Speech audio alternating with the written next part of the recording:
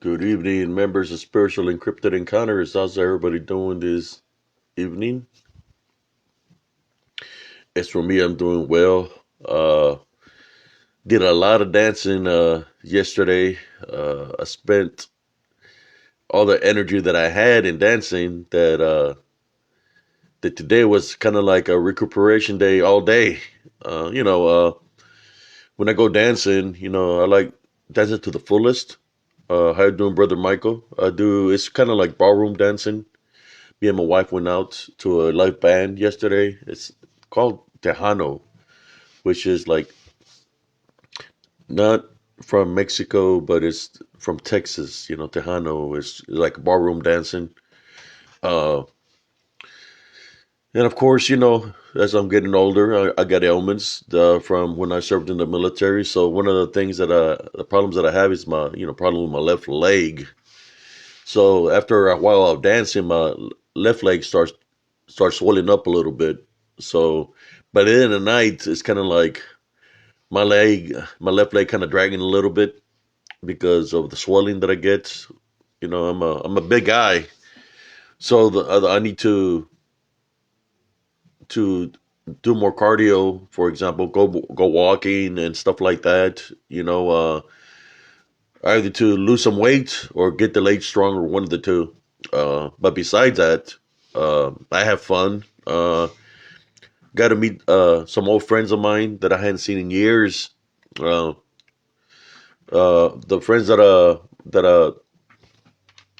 got to revisit. I got invited to a wedding, and I seen some friends that I hadn't seen since about 11 years ago. Uh, they knew me for when what I was going through in Elms Grove, so it was good to see them.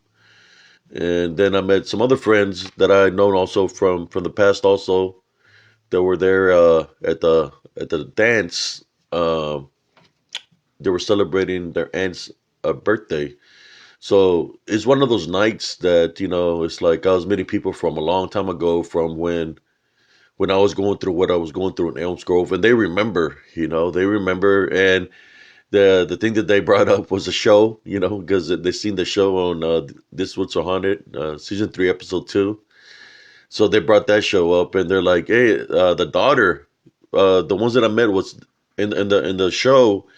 You see a little boy, which is my son, and a little girl. Well, the little girl is my son's already 21, and the little girl was 22. So it was her on the episode, and they were like, that was me, right? That was me. I said, yeah, that was you on the show when you were small, So that was pretty cool, and they gave me a hug, it was like three daughters of my friend, best friend, that would always come over to Elms Grove when I was going through what I was going through spiritually, and they would go investigating. They would bring people, they would bring friends to go check it out, and they witnessed it for themselves. Of the you people want to call it paranormal activity, that's fine, but I'll say it more as of supernatural activity, uh, where it's something that's wicked. There's a lot of people that want to called. They got names for the things that are in the woods, right? There's some people that call them shadow people or their friends and all this stuff. But when what's in the woods attacks innocent bystanders or innocent people, that their goal is to see if they have a spiritual opening, and they attack the individual, maybe because the individual is good, or they see him as a spiritual threat, and they attack spiritually, right? So there's nothing friendly about that when you have to fight spiritually against something that's already got the upper hand over you, because they're, how should I say, invisible, right? Or they're tricksters, they try to lure you in. When you hear about the 4-1 missing cases on that show, something lured my son and my friend's daughter into the woods. They were 4 and 5 years old. They were the same age. They were only a couple of months apart. Believe they were 5. He lured them into the woods. He was trying to take them into the woods. Uh, Same thing happened to when another investigator came. Uh, that he was in his 20s, and whatever was there was taking him further into the woods at nighttime. So I had a do the sign of the cross or go in there and pull him out, carry him out of there. By the time I carried him out of the woods, his energy was completely drained. So for all these people, I hear people talking about uh, you go looking for something you're afraid. Nobody's afraid of what's in the woods, first of all, you know. But if it's a spirit, or no, we are angels. We just waiting to ascend when our time on earth here is given up. So it becomes a spiritual battle. What's in the woods doesn't have the opportunity to make it into the kingdom of heaven because they are, since they like to attack people and make the people disappear in the woods. There's nothing angelic about them. To me, they're demonic, right? So they've taken a lot of innocent people throughout the years. So for those people that try to say that they're friends and all this stuff, well, you need to see what path you're on. Maybe they've got you spiritually bonded, that you don't know your left from your right. I know what's within the woods, especially in Elms Grove, because it physically drained a lot of people that I know. It's spiritually attacked me numerous times. So there's nothing friendly about what's in the woods. The only thing I can tell you is what's in the woods, DDN, disembodied demonic Nephilim, they are not your friends. There are, we all know how they got created through the Watchers. They were causing havoc when they were here on Earth. So God created the flood to destroy the Nephilim. He destroyed the Nephilim that became disembodied Nephilim. And they roam on earth in disembodied form, still causing chaos and havoc through bondage and possessions. That's what they do. So for those that say that's their friends, well, that's who your friend is.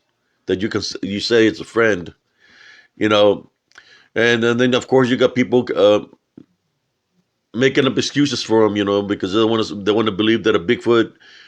First, people say a Bigfoot is a flesh being. Then they say, well, Dogma's a flesh being, and then they go with, well, maybe aliens are dropping off from the sky, so they're probably coming from another dimension. And now they're saying that, oh well, they're Bigfoots and Dogmen with DDA capabilities. No, because Bigfoot and Dogmen are just names that were given to them by people later on. Their originality is that they were created by the Watchers. They were Nephilim. They became disembodied Nephilim at the flum, and they're existing here on the earth in disembodied form. And people have named them numerous names throughout the years because they're trying to figure out what they're dealing with. But they're known to be of demonic, of nature, in which they are.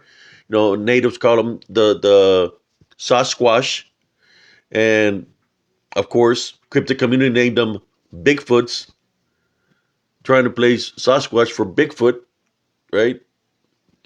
And or that's what they say that it means. Bigfoot means Sasquatch means Bigfoot, but the natives say they're demonic, which leads them to be what I call them DDNs. Or maybe the proper term for them would be, since they're created by the Watchers or were Nephilim, right? Uh, they were demonic because their Watchers were affiliated with Lucifer and the 1/3 the front for the heaven, so they became demonic, right? And then disembodied. We could say they're Nephilim, disembodied, Nephilim, demonic,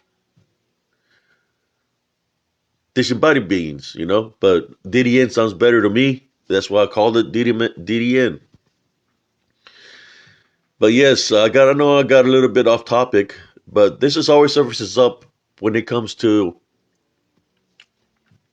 So when I place a picture out there, when I'm placing a picture of something, I'm not cropping it to the smallest. There's some people that crop pictures very, very small, you know, that when they crop them so small, you can't really figure out what's in the picture. I know my pictures sometimes come out a little bit blurry, but it's not because I got a bad camera. The reason the pictures come out that way sometimes is because of the magnetic energy that surfaces up. When I go in there, I go prepared spiritually. You know, I haven't done a video in a while because I'm recuperating from when I went in there last time. But when I go in there, once my senses get triggered and my hair starts standing up, I already know that the DDN is nearby. So I'll start moving the camera around, you know, as I'm doing the live feed. I still moving the camera when that magnetic energy, people don't understand. When that magnetic energy comes in, your senses trigger. If you train your spiritual senses, they're going to get triggered. Your hairs are going to stand up. That's when you know there's a magnetic disturbance. And I know that when that magnetic disturbance comes, that my video, when I debunk it at that time frame, that magnetic disturbance comes, that my video is going to be kind of distorted. It's not going to be all right because of that interference, right? So I can understand that a satellite might cause a disturbance, you know, through lag or whatever. But when the magnetic disturbance affects you also, like to me, all my hair stand up and I could feel like if my energy is trying to get drained, spiritually drained. And sometimes when the magnetic, it's kind of like being in a bubble of magnetic energy. How you doing, Brother Larry? Yes, sir. As I'm feeling like this, it's like a bubble. You know, there's the things that happen when I'm. It's like going into a different, not I ain't gonna say dimension. I'll say more like a time, magnetic lapse. You know, where sometimes you can lose a track of time. You know, when you're in this magnetic bubble. You know, or magnetic energy. You know, people want to call it a portal or whatever. That's fine.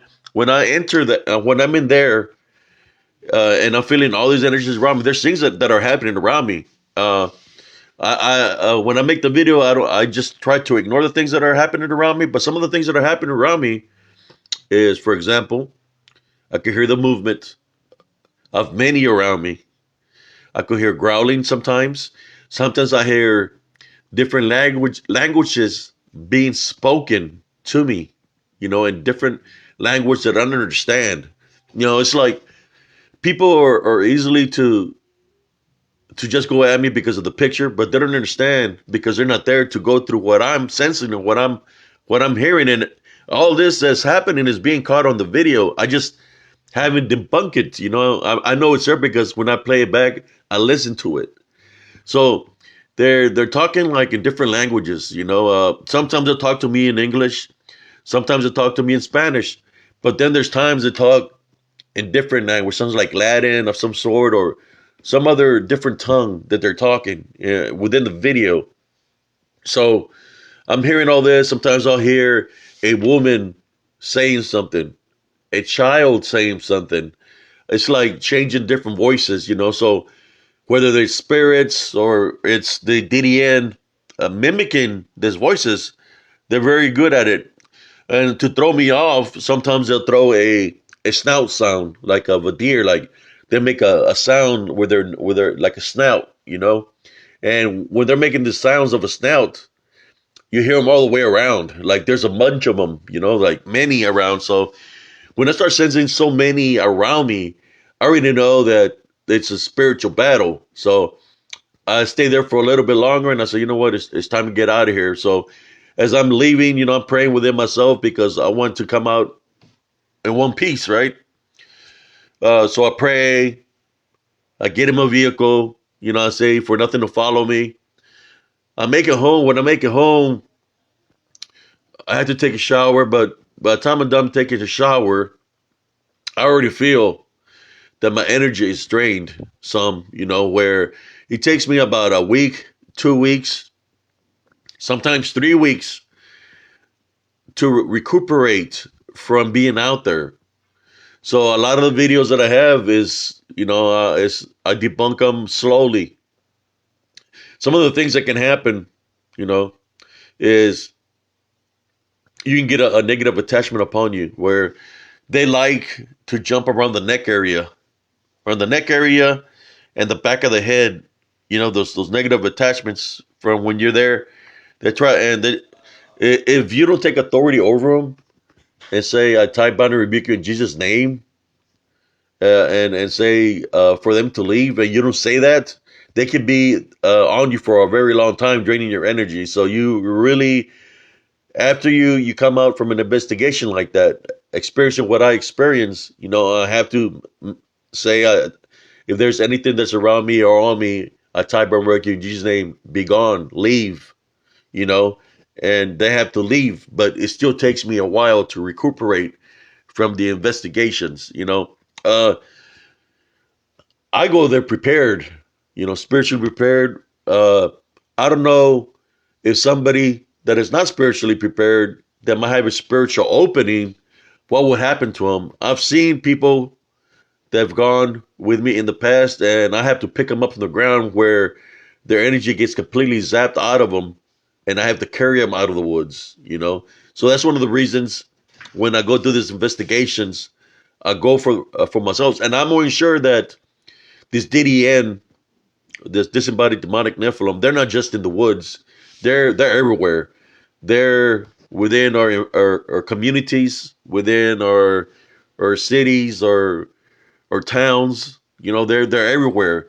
So that's why it's very important to maintain a love foundation, because you never know when one is going to decide that if you have a spiritual opening, when I talk about forgiveness, you have to forgive. If you have hatred in your heart, or you disliking somebody, you have a family feud, or have something against them, they like that. They like to feed off that kind of vibe, that energy, because they know what's in your heart.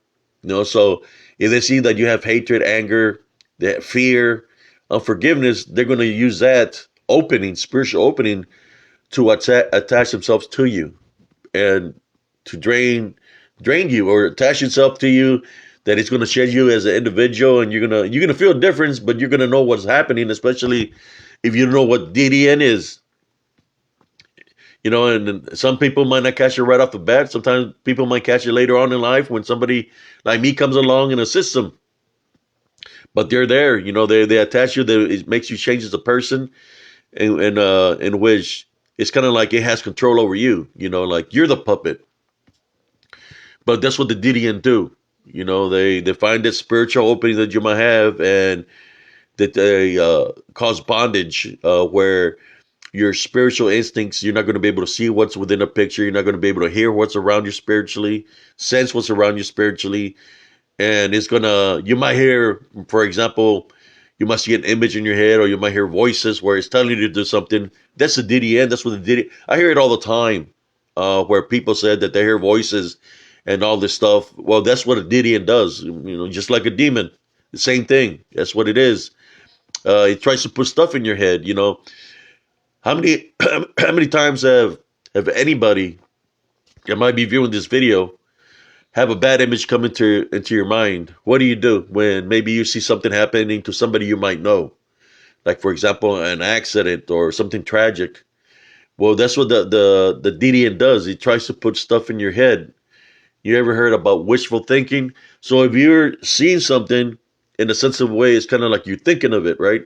So how do you stop that when something happens? And I learned from it happening to me so many times, is I rebuke it. I rebuke it right off the bat, and I say, God, I type out and rebuke this image that came to my head, and I say the same thing. Didion, you're not welcomed in my foundation. I'm maintaining my love foundation. But that's what they did, to put images. So if you're thinking about it, it's kind of like you're wishing upon it. We have the spiritual power to bless people. At the same time, we have the spiritual power where things can happen with people. So that's why when an image pops in your head and it's not you, it's coming from a different outlet or different source, you have to rebuke it, because we don't want nothing to happen to our loved ones. That happens to me a lot, and I pray. I pray when I see like something an image comes my way. I know that's not my way of thinking, so I rebuke it in Jesus' name. But that's how they work. The DDN, or anything of that supernatural, they have those abilities. They know what's in our heart. That's why I always preach, always maintain a love foundation. The reason I always say a love foundation is because through a love foundation, in order for that love to be great, right, you have to have forgiveness. Once you forgive, your love becomes that much greater because you're doing something that God does, that the God expects us to do is to forgive. If we cannot forgive people here on earth, how do we expect for God to forgive us if we make it into the kingdom of heaven, right? How do we expect for him to forgive us and we can forgive here on earth? So he leading by example, so we have to forgive. Once you forgive, then you're going to see that the blessings that come with that, which are the spiritual gifts of discernment. When you forgive, it happened to me at the best time was when I was fighting in Spirit Elms Grove. When I forgave, boom, I have this other weapon, which was a spiritual gift of discernment. When that came, when I forgave, then they surfaced up. All the things that were coming up, like it was many. Look, my hairs are even standing up just talking about it right now. They came, because they were there. They was trying to take me out of this world. When I got the spiritual gifts of discernment, I already knew what I was dealing with because through the spiritual gifts of discernment, God is going to show you who your enemy is, what it is. So with the spiritual gifts of discernment, I finally overcame uh, my oppressors. What I was going through at Elms Grove was through the spiritual gifts of discernment. That's why I make these videos right now. And I continue to make them. Yes, Brother Larry, it could be many, many languages. What I'm going to do one day, I'm going to go through my videos and I'm going to download those when you can hear them speaking a different language. I don't know what language it is, but they're of old. That's all I know because I've never heard these languages before. I know that in Central Texas there's a lot of old Indian burial grounds that probably they built over. So I don't know if it's native language or what kind of language, but it's old language of what they're saying. I just don't understand. But they have the capabilities to talk to me in English too. So they can you wanna join, Prima?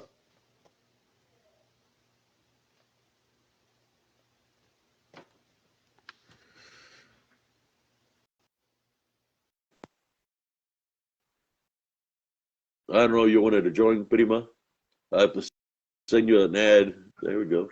How you doing, cousin? Hi, how are ¿Cómo you? estás, prima? Bien, bien, gracias a Dios.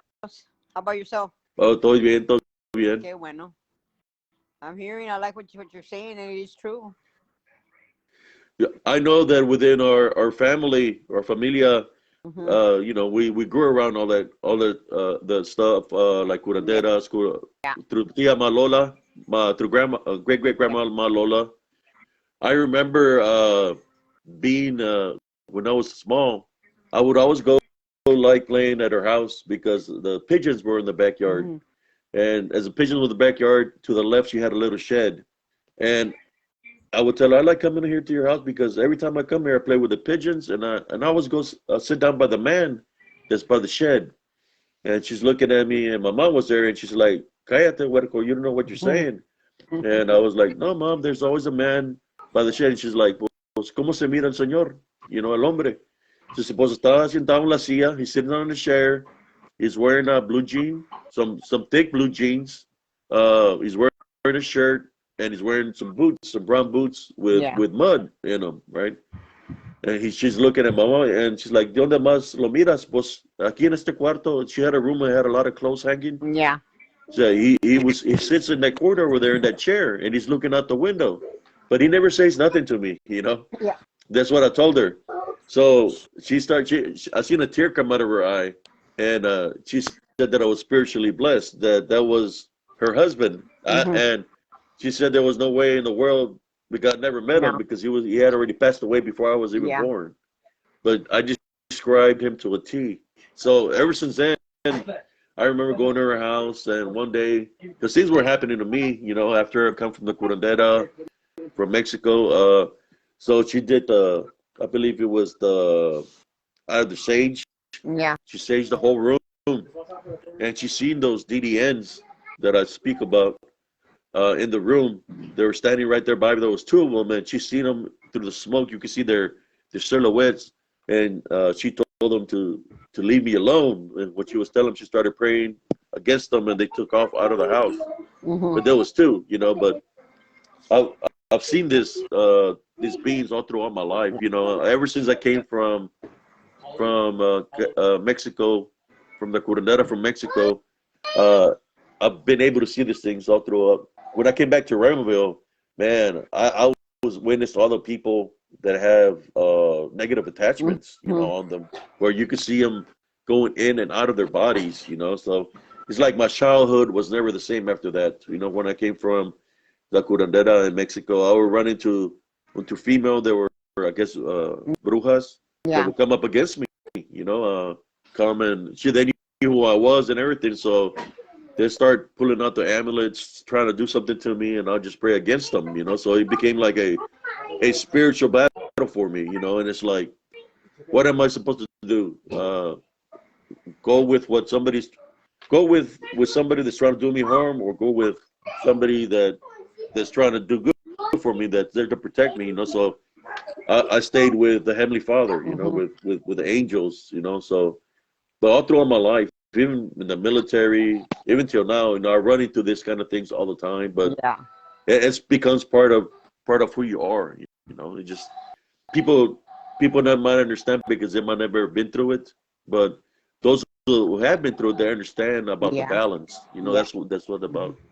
So, what would you say about all these things that I talk about, Prima? About this Well, yeah, DDNs. it's true. It's what you let come in. You let them come in. You're whatever you are, and you just let this thing get a hold of you. When you have to forgive, you have to love, and all this. And if you don't, bad stuffs are coming towards you. Yeah, Coming in your life, in your home, in your family, and it's not right. yeah, and it affects you, because that doesn't.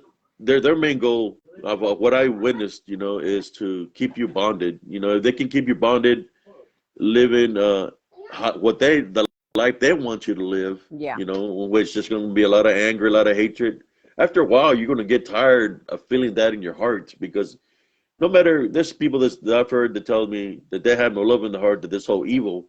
I believe everybody's got some kind of goodness in them. It's just sometimes that they're being spiritually bonded, Mm-hmm. that that goodness with them. Because I know that if you have love for your children, your next of kin, you got to have love in your heart. And I don't think I've really met it to somebody. I mean, it's possible that what we know, that there was people that done sold their souls in the past, Mm-hmm. and maybe they already knew where their fate was, so they really didn't care about their next of kin. So that's where they send the maldad to the next of kin. But we're our own people. We're our own person. Mm-hmm. We have our foundation, so we have the ability to say, you know what, I cut those negative ties of anybody trying to wish Mm-hmm. bad against me, and it's done. It stays in the back. It stays in the past. Mm-hmm. Because I've run into, I should say, those demonic beings that manifest into people, and they try to tell me they know who I am, and they'll name some people from my past, Mm-hmm. which is within the family, like on my father's side, right? So they try to tell me they know who I am and all this stuff, but I stay my spiritual ground, and my Tim My Love Foundation. I'm not going to give power to something negative, especially if they're just out to collect our souls, because that's what their main goal, main mission is, Yeah. to collect our souls. Is there anything you would like to tell the No, that was viewers? just it. I just want to tell you hi, and I'd like to see you. And I'm glad I was able to log in. Oh yeah, yeah. Whenever you want to join the live, like you did, Yeah. I just push the button up there, Yeah. and you pop in. What do you remember, Prima? What have you ever witnessed? Because we come from the same bloodline. Yeah, well, I witnessed at Mom's house. I remember one time we were sitting out there, and then all of a sudden we saw this. I was at Lechuza, and it Lechuza. was a lot. Yeah, it was a lot of us. We were out there because we would hang out there at Mom's house. We'd talk and everything. And he just came and we all went inside, and that thing was just whistling. And Mom started, praying Was and it saying stuff. a white Lechuza or a black It Lechuza? was a Because black a Lechuza. black So it Lechuza, was a yeah, bad one. They said that was a bad one. It wasn't the good one. yeah. Yeah, but it was. We would hear it sometimes there because Mom used to have a, what was it? What you call those trees? It wasn't a mesquite tree. It was a canelon. And we would Canelon, the sit one out. that's got las cascadas Mhm. with Yeah, yeah, yeah. yeah. So and we would sit out there and we would hear them because we would wait for Tio Chuy or Tio Chuy went to the store, whatever. We were sitting out there waiting for him, and it was crazy. Which Yeah, I we remember seeing those mhm. black ones. People understand what people think when we talk about lechuza, that we're talking about owls. No, No, we're talking about witches and warlocks that can manifest into a giant bird. You know, when you hear about the phoenix, do you remember, Prima, when the bird supposedly was attacking people there in Raymondville yeah, in the 70s, where yeah. it was. I got a story for that. There was a lot of lechuzas. Lechuzas, it's like people call it an owl, but they're massive. You can see their face from the sky looking down.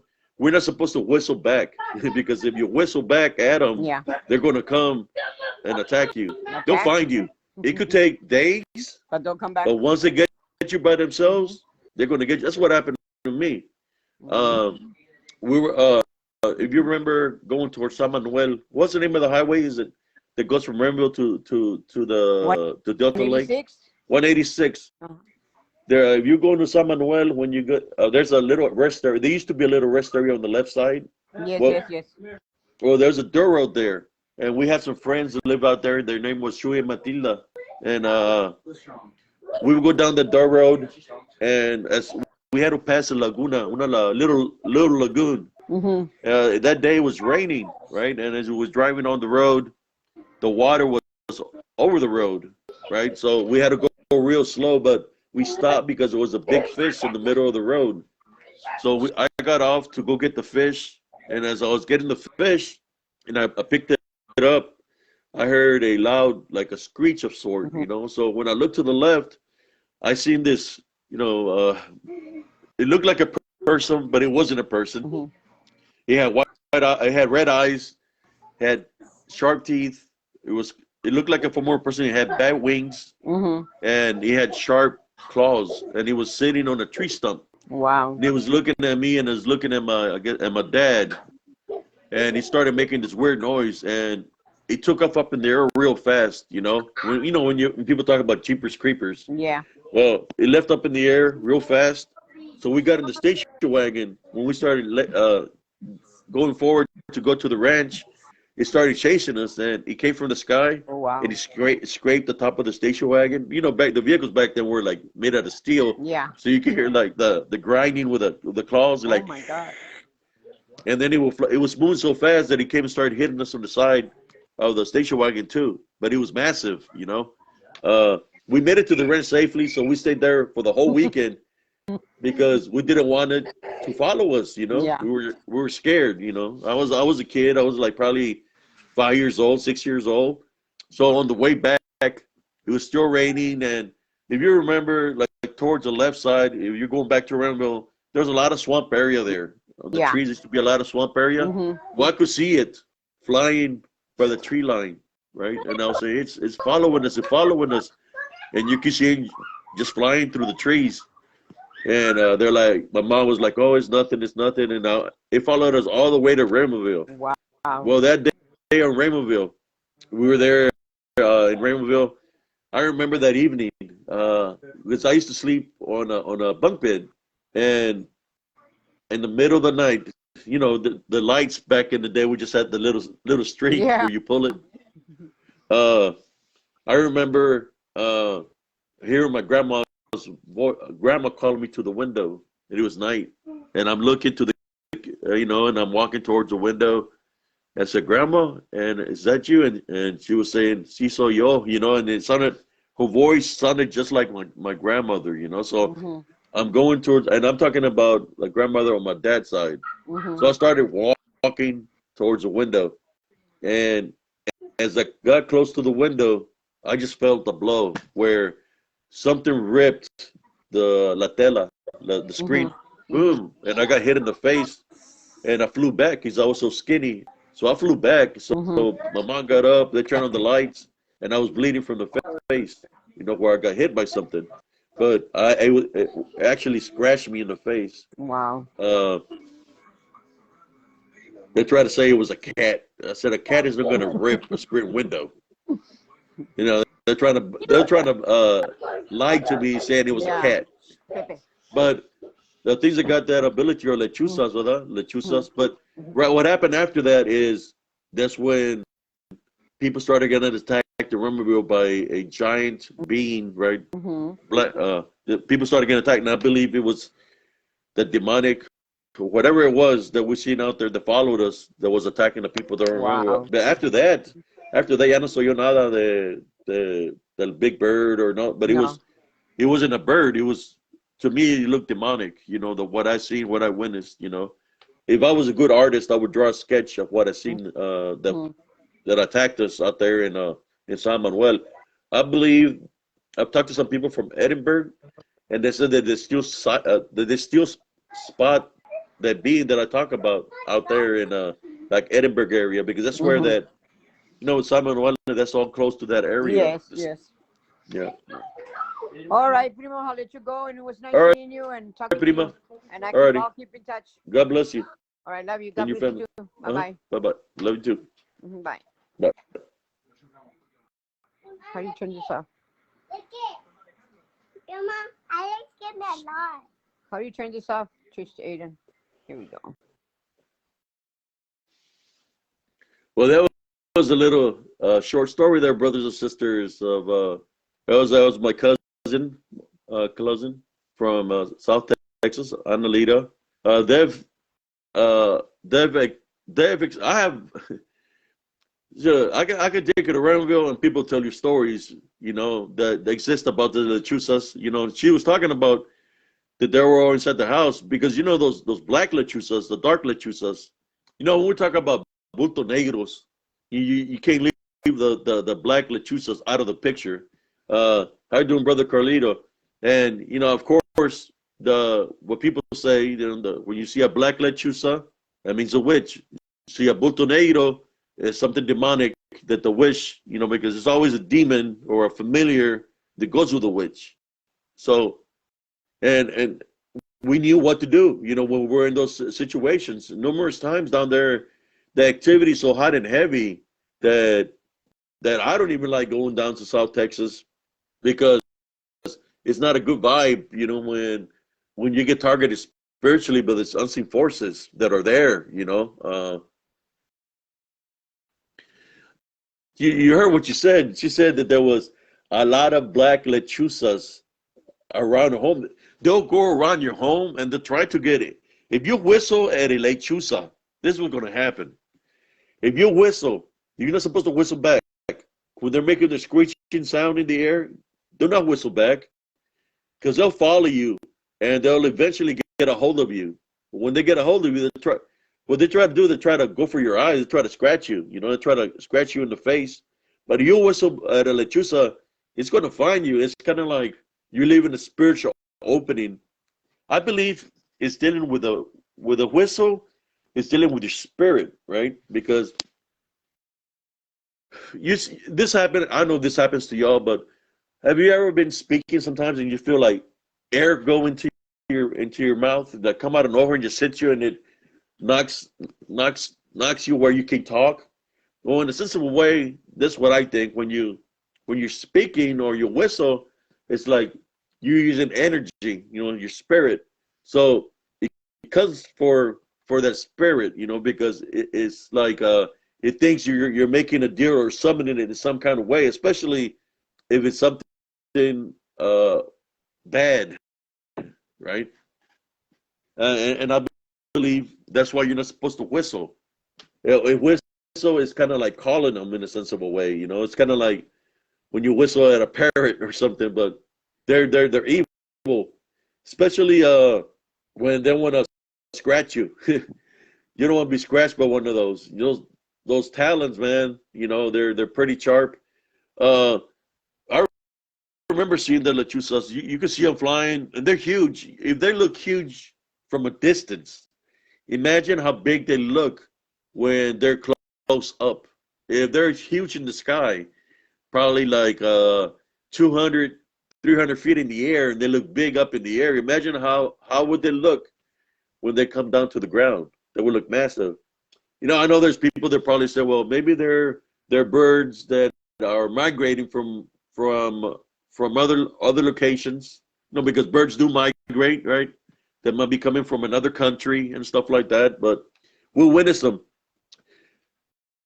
There's one thing about lechuzas. When you see them, this lechuzas that we're talking about. The reason we call them witches is because they can mimic voices. They can mimic voices in which it's kind of like sounds like a shatter, like women speaking, like whispering, but there's whispering real fast, and then you hear their talons go. Then you're gonna hear this the the woman speaking, right? What was the name of in the Greek mythology? There was a a a female bird like that. What was the name of them? I can't remember the name, but it was supposedly like a bird, like an owl of some sort in Greek mythology that had that ability. I just can't remember their names right now. I think I've seen a couple of movies of them, but the lechuza that I'm talking about there is actually a witch that has manifested itself into this giant uh, lechuza, and they normally travel in numbers, and they'll go like if they place a maldad they're coming against you spiritually, they'll come in numbers to cause chaos and havoc just to see if they can install the fear factor. When they come in numbers. They'll make noises. They'll talk. They'll laugh. You can hear them talking like women. I remember that would happen to us a lot when I was growing up. So I became, how should I say, after it happened so many times, is I stopped being afraid. So I'll go outside, turn on the light, and I'll go to where they were at, and I will see them. I would literally see them on the trees where you could see the big old silhouette. I'll grab big old rocks, caliche rocks. I used to be like in little league, and I hit them real hard, but they wouldn't fly away. Uh, I remember my grandmother would come, and she'll say something in a different language, and next thing you know, they will fly away. Were there an affiliation with that grandmother in that side of the family for her to be able to do something like that? Because there is medicine woman. There's people that you got the white arts, the black arts that know how to send them away. They know what to do, but it depends uh, if they're with them or against them. I don't know. But I don't know. I witnessed that, but I've never, I stopped being afraid of the lechuzas because I knew for them to be just, it's kind of like when they manifest. That's exactly what they're doing. They're manifesting into that form. So eventually, uh, when their time of being in that manifestation goes away, they're going to become normal. I got a story there for you. Uh, Down on the courthouse back home in Raymondville, they said there was a naked man sitting on top of the courthouse. That somebody witnessed a naked man on there. So the police went all the way up there to the top of the courthouse, and they found a naked man that was butt naked. And they asked him, where is he coming from? Who is he? He had no identification. He said he was a brujo, a warlock, that he was coming from San Antonio. Uh, he was in the form of a lechuza, and that he got tired from flying, that he was taking a break there on top of the roof, but somebody seen him naked, so he wasn't able to manifest back into the Lechuza. Whether that was a true story or not, the only thing I remember is there was a man that was found naked on top of the roof. So you figure that one out. Was it real? And that man wasn't from our hometown, but he managed to be on top of the roof. Is a possibility that brujos and brujas have the capability. He was but naked up there, so it had to be in some kind of way of a sense true, you know. How they manifest, I would say maybe that their soul doesn't belong to them no more. That they done sold their soul. But he was found butt naked on top of the courthouse. Uh, this, see, that's how should I say this? When people talk about lechuzas, uh, witches, warlocks, brujas, bultos negros, well, I'll talk about the DDN. Imagine this. The natives said that the Bigfoots taught their people necromancy, right? Magic. Throughout history, we've known of certain beings teaching people certain things. I'm more sure the pharaohs learned that from somewhere also. So, is it a possibility, just for those who to want to think about this, that the DDN, demonic beings, right? The DDN from the beginning of the time have gone to different cultures and taught them this necromancy, right? That's what I believe. That throughout history, they've gone in the form, whatever they want to manifest themselves to. Different cultures, different like the Mayans. They would do a lot of wicked things over there. There's a lot of cultures where they would kill the firstborns, sacrifices. So they had to learn this from somewhere, and I believe, like in the Mayans, the Aztecs, the different pyramids that are built over there, the things that we're doing were against God, right? The pharaohs things the pharaohs were doing was against God. I believe when the flood came, it wasn't just to destroy the Nephilim. It was meant to destroy everything that the Nephilim were teaching. So it became a world flood to destroy the Nephilim plus the people that were learning from the Nephilim, the necromancy, the arts. If you look into a lot of the pyramids, because they knew the Didians, they knew that where God lies, that He's the main one. So one thing about the pyramids, they try to make themselves look greater than everybody else. They try to be that. They actually try to be themselves like gods, right? The way they're shaped, they're top of the pedestal, but God was greater than that. So when He destroyed them, it's because of the acts that we're doing. A lot of this pyramid tribes, right, like the Mayans, Aztecs, they were doing ritual sacrifices. They were killing children, killing women. They were doing the acts of the DDN, right? That's something the DDN was doing at that time when they got destroyed. That's what they were doing.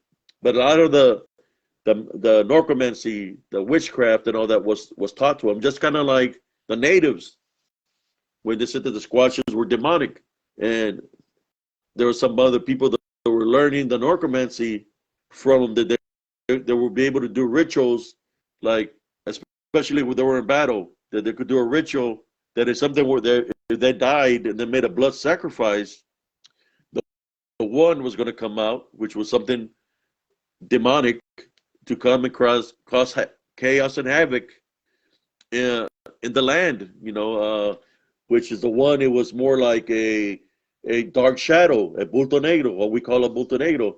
So there's a lot of locations within the United States that we see this dark shadows, voto negros, they were created out of black sacrifices. You know, I believe that's what the DDN taught to a lot of people. At the same time, that's why there's a lot of, like when people say, what happened to the Mayans? What happened to the pharaohs? The Great Flood happened.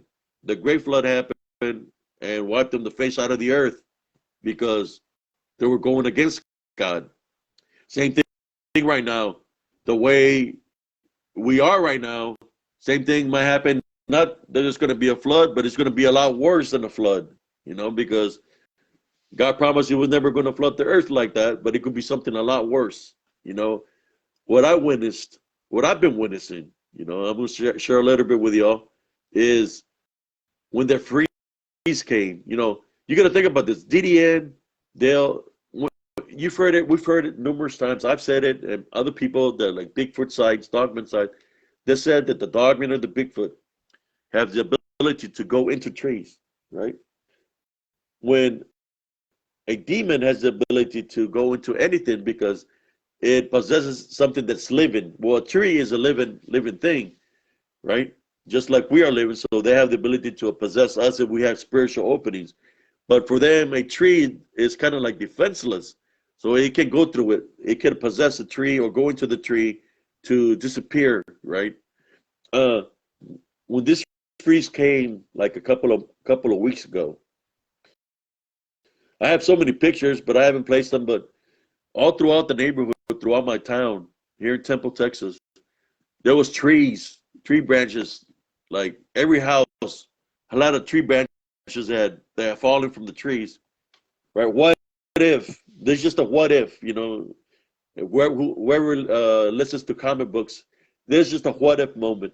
What if that all these tree branches throughout my city, you know how we know that DDNs or they say Bigfoot or Darman going into, what if the freeze, God created the freeze that came through Temple, Texas to destroy the DDN that had possession of the trees in the area.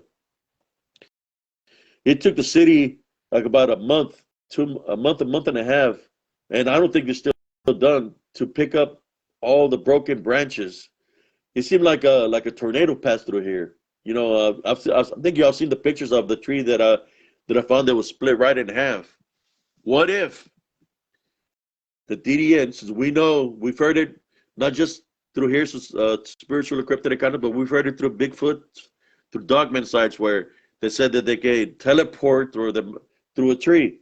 What if the DDN was possessing the tree? You know, when you hear about God says that if a certain member of your body is not pure, is not holy, that to cut the member off.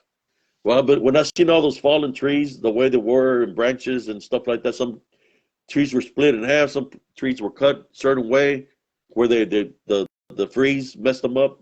I believe that's what happened.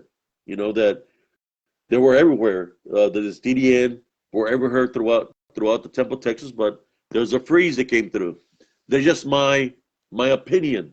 You know, don't take me for it to be 100%, but I believe that's why the freeze came through because there was a lot of events happening here in the town where there was people getting murdered. Uh, but if there's good people within the town, good people, God is not going to leave everybody astray. God's going to protect. So I believe that's exactly what happened. He came to protect, you know, and He caused that to eliminate whatever had a stronghold over those trees. But there was a lot of things happening here that I'm glad that God intervened. Uh, but there's just a thought, you know, that I just want to put it out there like this. That's the first thing that crossed in my mind because before the flood came, I mean the freeze, in the area I had done a video, I noticed trees were falling. You know, I noticed branches were falling off these trees. They were out there. And in Elms Grove, when I lived in Elms Grove, I remember the DDN or at that time people were saying it was a dogman where it broke a giant oak tree branch. and he fell on the ground. I remember that. So I know that when it manifested, if he had weight, that the weight of the manifestation broke that tree. But it makes sense to me in this way. That's why when I went out there, a lot of these trees that I seen that were damaged were the areas where I had spotted some of the DDNs in my videos. Some of the trees that I when I went out there that I seen damaged was where I spotted the DDN standing looking at me.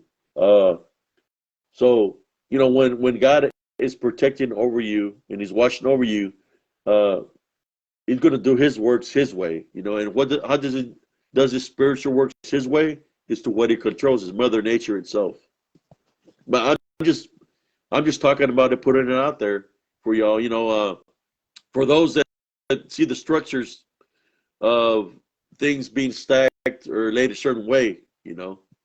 Uh, I've seen broken trees. I've seen bended trees that are bent. Structures like that, I've seen. Like for example, the creeks. Where you live near a creek, when the creek rises, it'll leave stacks of wood, but not in that kind of way. So is it possible that somebody is placing those pieces of wood to look like a teepee, like natives would do? Because that's what it seems like to me. I believe so. I believe those structures are being man-made, that they're being placed that way intentionally. I guess to what I see, what I witness. I was in the military. I've been out in the field. I was in the military 10 years, trained in the woods, and never once since I've been training in the woods, day or night, I witnessed any structures like that. Never. So to me, I believe is something else that people are just making for themselves. But what I've seen is structures of pile of wood, not woods, of rocks, of stones. I've seen circle structures that are built, circle structures, big circle structures, and I'm like, where did this come from? This wasn't here the night before. The circle structures, maybe through Indian native burial grounds. A circle structure represents two things. A circle structure can represent that somebody is sick. So what they would do, the natives would do, or the shaman would do, get the person that was sick, put them in the circle of the structure, and he would go there dressed with his, like what people want to call a shapeshifter. He had a face of, for example, a coyote or a deer with a fur. He would go in there and he'd be praying for the person that was sick. Sometimes they would do that when a person was dying. Also, they would do the same ritual where they're dressed in their outfit for that ritual. I guess they're dressed in like a beastly form to cast whatever is causing the ailment of the individual or the person's going to die. That's what they would do that for. Also, they would do it for one more other thing. But the other structure that they would do, there was no rocks. There was one other way they would do a circle structure, the natives. And the natives, like for example, the area I live, the other structure, because like I said, they knew, when they say squash, to them, a squash means demonic. Americans call them big, little foots, or they say, oh, it's just a translation for Bigfoot. The squashes supposedly were demons that were teach. Because you got the shamans, I can't remember the other, I think Brother Carlito, you can help me out. What was the name of the other native people that practice the black arts? They're called something else. I just can't remember the name of it. I know the shaman, it could be shaman too, but they would, you had the shaman that was trying to help out people, then you had another one, I just can't remember the name of them. Well, they would learn that from the squashes, right? Which to them, they were demons. The other circle that I'm talking about is when back in the day, they had natives fighting natives, and they were killing each other. What they would do when the families were going to get killed by other natives, instead of dying by the hand of the enemy, they will hold hands, form a circle by holding hands, right? and the head of the household, the father, would slice the wrist of each family member, and that's how they would die, holding the circle. Uh, but as they were dying, the head of the household, because they knew the, should I say, the necromancy that the squashes were teaching, they would do a ritual. As it bled to death, that's how they would die. They would bled to death. The blood would be in the circle and go into the circle. They said that when the sun would rise in the morning, when the sun would rise out of the middle of the blood sacrifice, because that's exactly what it was a blood sacrifice, right? Out of the center of the circle, the one would rise. The one was like a demigod or demonic of nature, right? That he had the ability to manifest into anything that the environment where he came from. So he could manifest into leaves, from sticks, from whatever the environment is that they died. It can use Mother Nature itself to take form. It was called the One, and I believe that's a lot of the things that I've been encountering, but uh, within the tree lines and stuff like that, because it used to be native land. There's a lot of in Central Texas. There's a lot of areas that we go hiking, we go nature walking that used to be Indian burial ground. We just don't know it.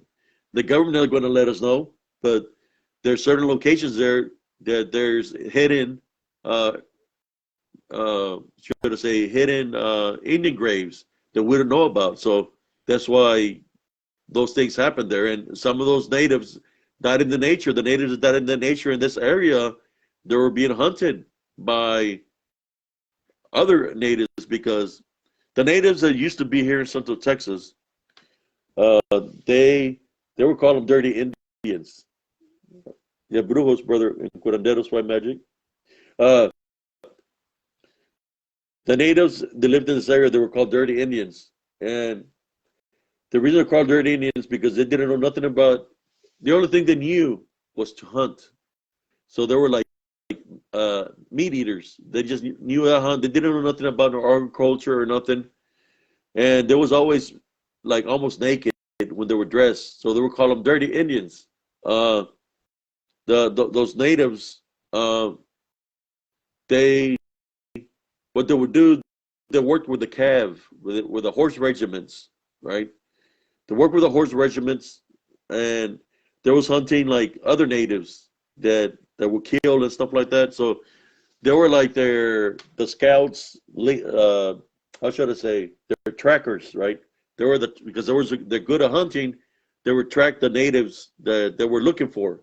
So there was a story that I read where they caught, I believe they caught a Cherokee Indian, and the scout was looking for the Cherokee Indian, and they couldn't find them, and they couldn't find the natives, the trackers. So when he finally found the trackers, they said the native said that he had never seen nothing. I mean, the scout said he had never seen nothing like this. What he witnessed was the local natives from here. They were cannibalizing, eating that native. They had it in a pot. They were cannibalizing them. So what happened over time, it didn't happen once. It happened numerous times during them tracking other natives, right? That the people that lost family members said enough was enough, because and what they did, they gathered together like Apache, Cherokee. They gathered together and they came and hunt them down. All the local natives from here, they came and hunted down. They were killing them.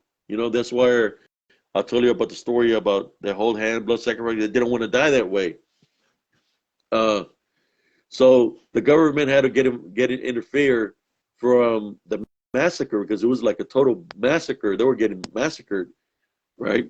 So everybody was paying for it, So the government got involved and they moved them to Oklahoma, right? You know, when I hear people tell me stories about Oklahoma, I believe it's dealing with its natives, right? Because we all know what happens when somebody eats flesh or they become cannibalism. Then you hear stories of the Wendigo, right? They're moving to Oklahoma. They started doing the same thing over there, eating, killing people, cannibalizing them. So they started getting killed over there. You know, their their tribe or whatever was getting smaller. So they said we don't want them over here. So they moved them from there back to Texas. So when they were back here in Texas, I have to look on. I have the story clip on spiritual encrypted encounters that I can share with y'all. They're moving back to Texas, and they started doing the same thing. So they came at them again. The other natives, they had lost family, you know, through cannibalism. So they came and tried to destroy them again. So then the government from Texas said, you know what? They moved them. So they moved them to Arizona area, New Mexico area. So when you hear about shapeshifters, skinwalkers in these locations, I tracked it down to the natives that used to live here in Central Texas, where I've had my spiritual encrypted encounters. I have a clip where I was looking into it, man, because look, there were perfect hunters, perfect. That's what they would do. There used to be buffalo in this area. You know how they used to kill buffalo? They would let the buffalo get close to the edge of creeks or ridges, and they push them down. Boom, boom, boom, boom, boom, boom. You know, that's an easy kill, right? Because they just push them. That's what happened to me. Uh, I was walking with my groceries, and I was close to the edge of a creek, and I hear footsteps, and boom, something shoves me, and I land in the creek. I almost broke my legs. When I was up in Chalk Ridge Falls, same thing. I got shoved from the back, come tumbling down, I almost died. So, which led me to believe what I was dealing with. It was the local natives, the spirits of the local natives, which, if they were cannibalistic in nature, they have the ability to manifest into what people call wendigos, and they're still in this area in that nature, or people want to call them skinwalkers. You got to think about it. A skinwalker, shapeshifter, wendigo, they have those abilities because of what they practiced or what they was doing, you know, cannibalizing. But that's what I tracked it down to, that it was dealing with those natives. And what's weird is that I hear of sightings in Oklahoma, uh, Arizona. I've got in contact by people that tell me, man, that's the same thing that's happening over here where we live. Well, I tracked it down to those natives that got moved around to those areas, to this native tribe, that they had those capabilities because through the cannibalism. Uh, I'll see if I pull up the site. I had to look in the group because I did a little study of it, and I found areas, I found markers, Brother Carlito. I found markers that are unmarked. You know, like I went to where what do you call them? Those guys that build stuff, and I found markers that they have marked uh, off the map, off the grid. There's Indian burial grounds that are unmarked all throughout Central Texas that people don't know about, but they got them marked in red. There's Indian markers on Fort Hood. There's a bunch of them on Fort Hood where on the hills, on the ridges, on the mountaintops, that there used to be Indian burial ground. There's a lot of Indian that we're not allowed to go up there. When I was in the military, we wasn't allowed to go up there. But at the same time, when I was in the army, I used to set up the talk because for about a year I wasn't on tanks, so I was working for the Center of Operations. So we set up on the mountain ranges, and that's where I had the incident of something throwing the rocks at me. Uh, to me, like or the activity like that was happening was up there near the mountain range where the Indian burial ground happened or where it's at. You know, I've never been there, but I'm more sure that all these markers, I have the markers. I just have to look it up again. But there's a lot of uh, areas here within Central Texas. If y'all know, I don't know if y'all know this, but in Salado, Texas, which is in Central Texas, they found the oldest native burial ground of all time, like the oldest.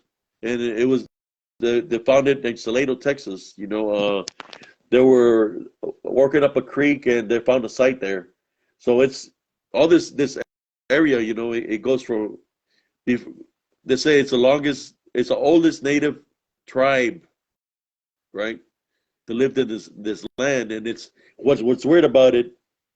It's the same tribe where these natives were cannibalistic. So you think about that.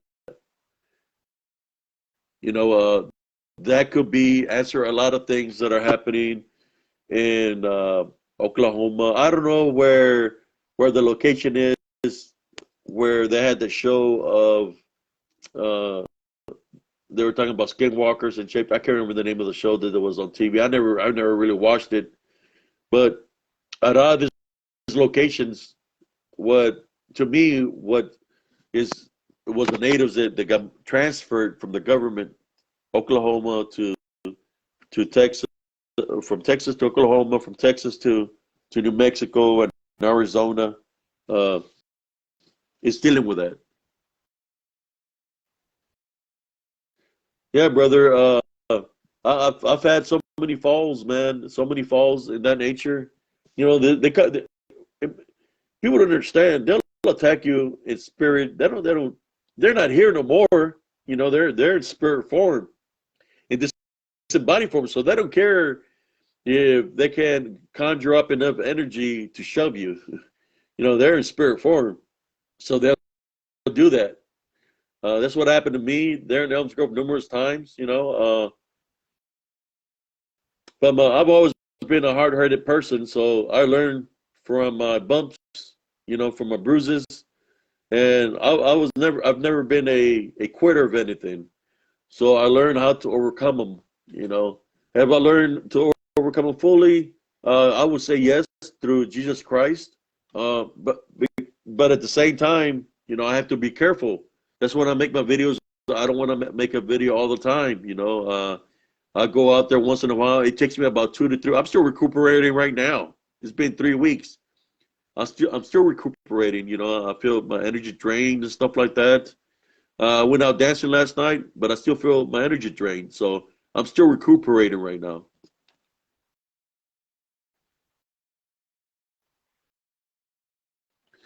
Yeah, that's what they do. They put you in a situation where that's exactly, you're right, brother. They put you in a situation, kind of like the guy that I told you that helped you on the bridge. If I wouldn't have helped them, there was two things that were going to happen in the middle of the bridge. Either he was going to jump off the bridge because he was there to jump. He was right there. There was no railing on top of the bridge, and I was there, or he could have grabbed me, and we could have both fall over into the creek.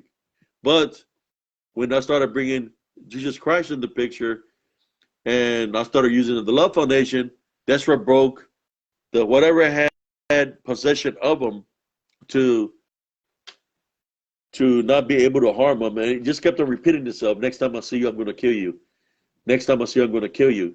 It was talking through him. It was using him talking through me, and it was the same thing that tried to shove me off the ridge several numerous times. But I know what I'm dealing with now. I know exactly what to do to, how should I say, to fight spiritually against it.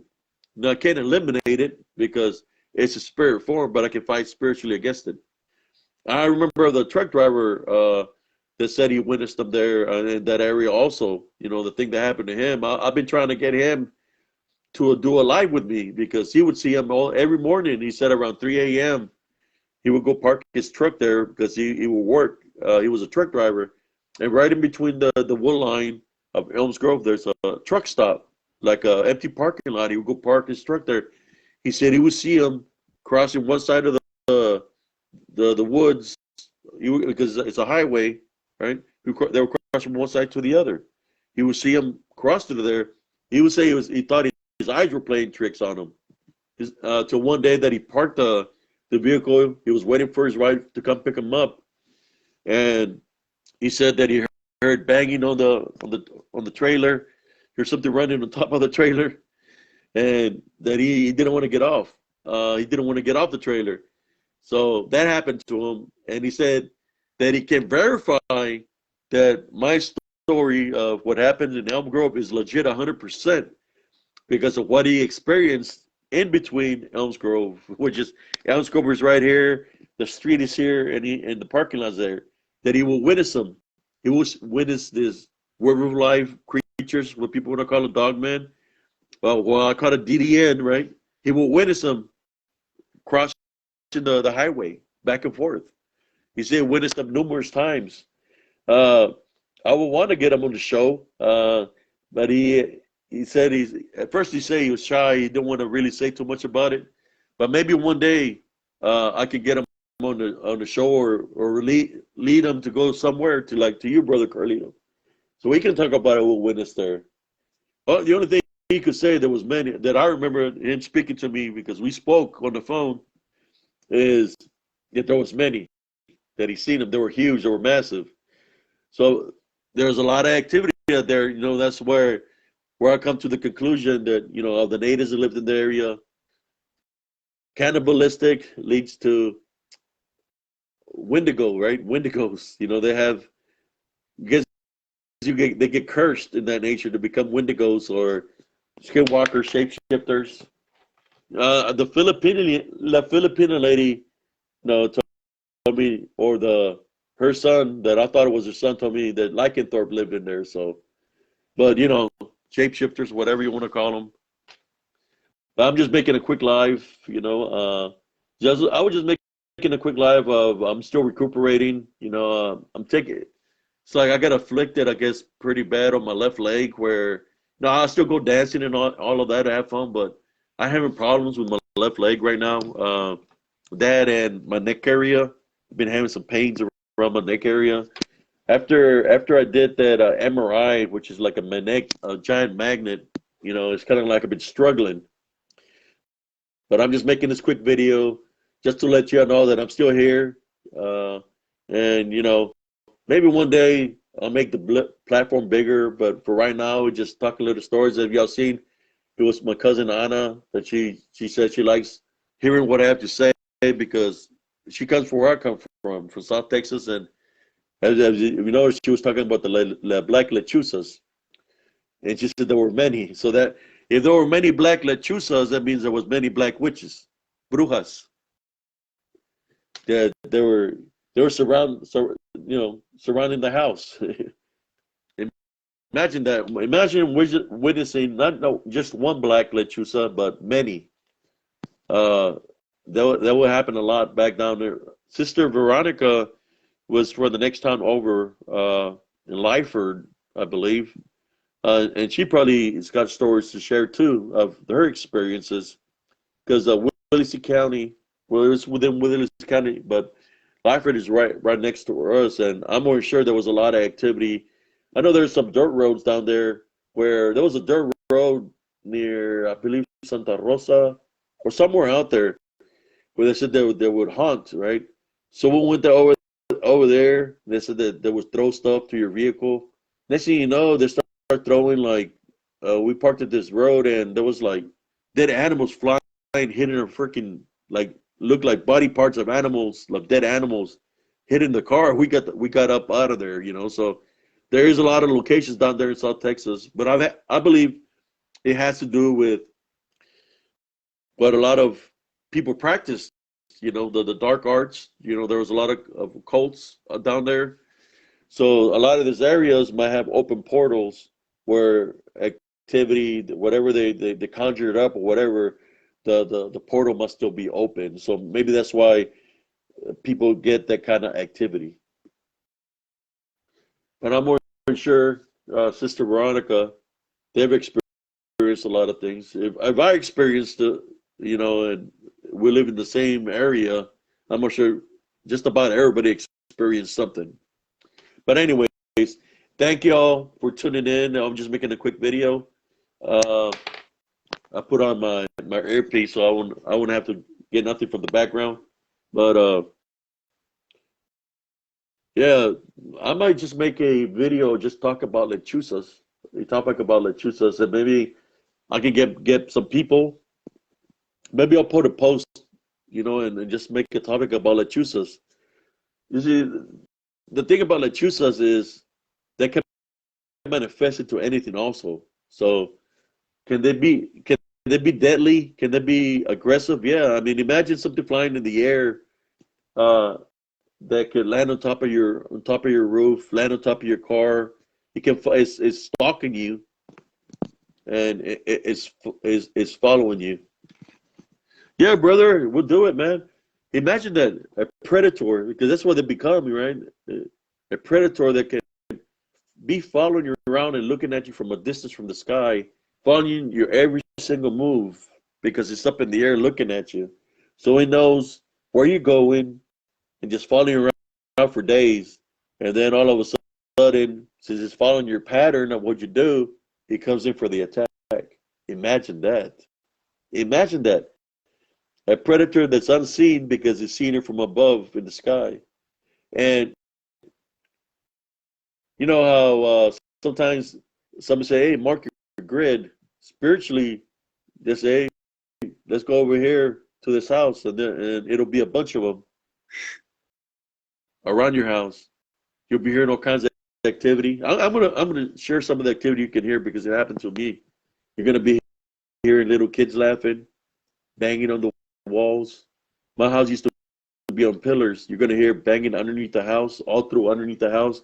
If you move to a different spot, you're gonna hear banging underneath you. To wherever spot you move, you're gonna hear the banging. There's a supernatural aspect, effect out of it because when the witches are, or the brujas or lechuzas are on the trees, they're doing they're bringing the maldad, they're bringing bad upon you, right? So you hear all this when you're hearing the little children laughing. It's not children laughing; it's demons, right? So you're hearing them running around your home. You're hearing them run around your roof because that's what they're conjuring. They're what they're chanting on the trees is wishing the maldad upon you. So they're bringing in what they're wishing upon you to come and spiritually attack the family. But we can leave that for another topic. I'm just sharing a little bit off of you, just a little bit, just a tiny. But thank you all for tuning in. I know it's a little bit awkward, when I hear stories like of the what was it, the devil from a certain location. I can relate to that because I've seen what I witnessed on the trail that looked like a demon with bat-like wings. It could be the same thing. Witches, they summon these things. They summon this thing through portals.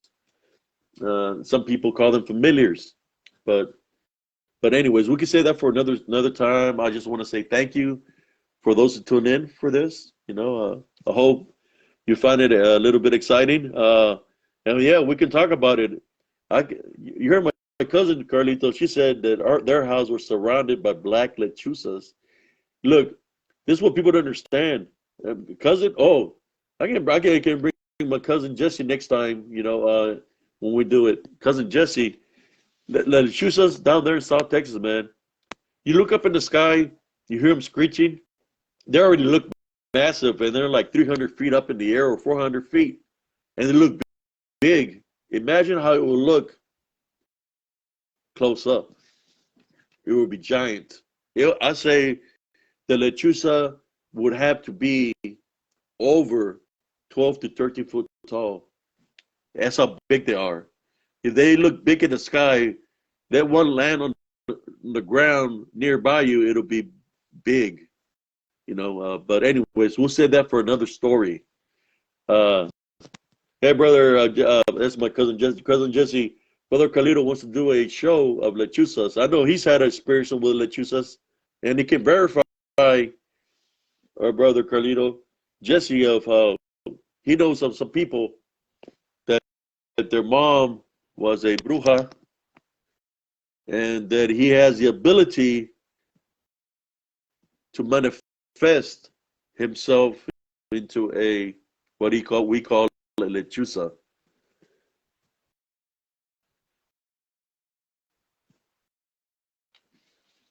Right, cousin? We I knew the guy too, but how they do it, the only way that I think something like that can happen is through what they practice, what they learn, whatever kind of deal, that's about the only way. But we'll do that another time. Brother Jesse knows he's had a lot of encounters. We used to, I have a scratch right here. You can see. I don't know if you can see it. Where when I got hit when I was 4 years old, whatever tried to take me out the window was the same thing that followed us from the that I seen the demonic being with the claws. I got a scratch on my face where it hit me, and now that I'm getting older, the scratch is surfacing up. There it is, right here. This one, right here. I was looking at the wrong side. It's surfacing up more now. It's a big ass scratch that goes up to my ear, right to my eyebrow. So you say when you're young, whether I got marked by it or whatever, but when you're young, we tend to heal. I'm like Wolverine. Now that I'm getting older, you're able to see my war scars, right? Look how big that sucker is, man. He literally ripped the screen window and freaking marked me. The scar goes all the way up here, but you can see it. It didn't scar me deep, but it scarred me enough so it can leave a mark on me. That sucker goes from here all the way up to my eyebrow. You can see it right there. See, I can get it closer. So you need to get a closer look. See that? Goes from here all the way up to my eye. I was bleeding from my face. I remember going to school and I had a patch on my I had a patch right here. And they told me what happened. What happened? And they're like, and I was like, oh, a cat scratched me. But that was no damn cat.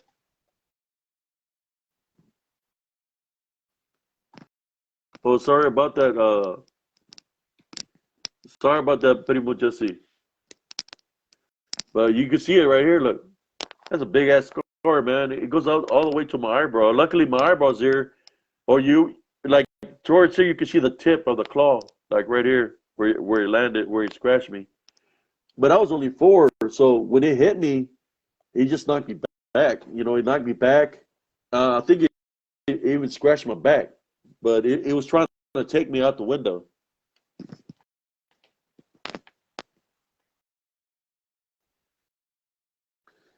Yeah.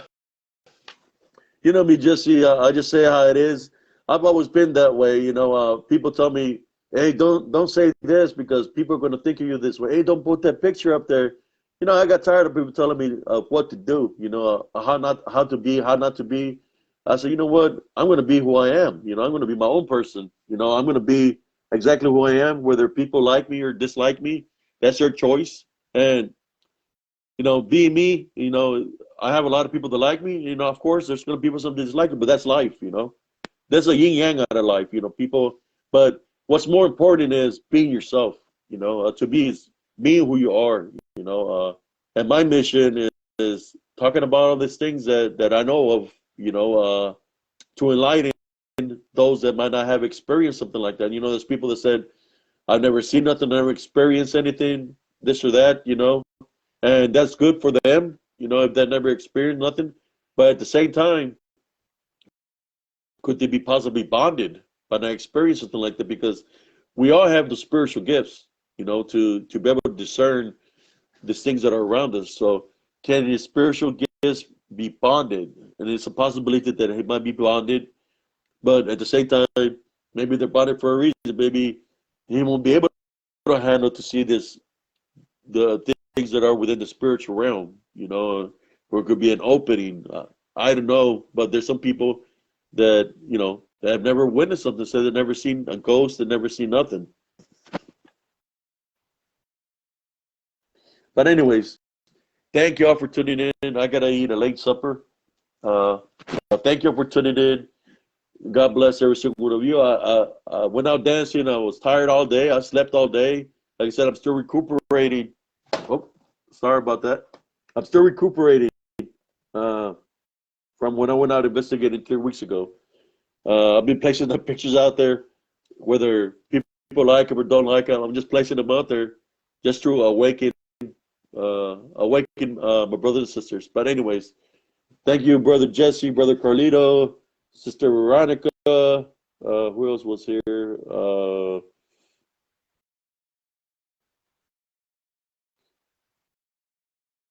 Brother Larry, brother Michael, prima Ana was here.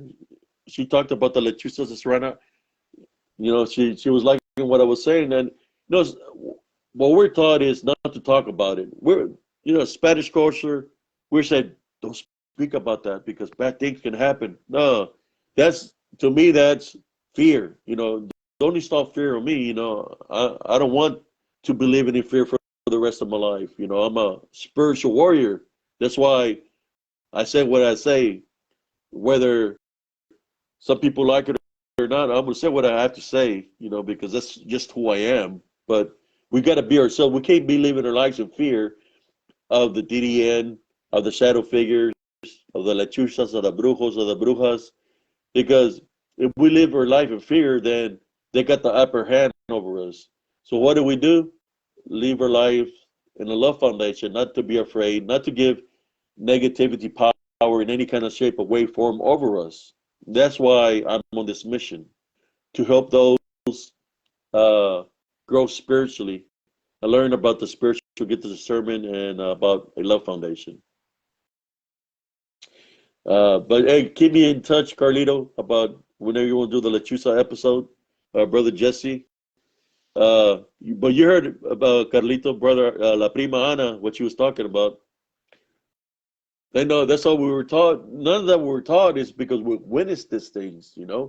So when you're a child, you're like trying to figure out the things. But I don't want to talk about too much because we'll save it for that show. Whenever you want to do it, we'll talk about it. Black lechuzas. We know there's white ones also, but the black ones, those are the ones. They're the danger ones, the black ones. But anyways, love, light, and blessings to all of y'all and your families. God bless every single one of y'all.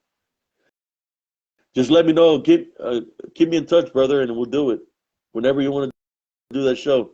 Yeah, just keep me in touch and we'll do it. Yeah, uh, man, there's one thing that we've seen. I know, brother Jesse's seen it too. You got in the valley, we've seen lechuzas, brujas, brujos, butos negros. We've seen La Llorona. La Llorona, believe it or not, in Raymondville, Texas, La Llorona running around whining in the streets. In there in the south, in Raymondville, Texas, we've seen La Llorona. We've seen freaking UFOs, aliens, whatever. We've seen all that. And we've seen a little bit of everything there in a little town of Raymondville. What else we seen there?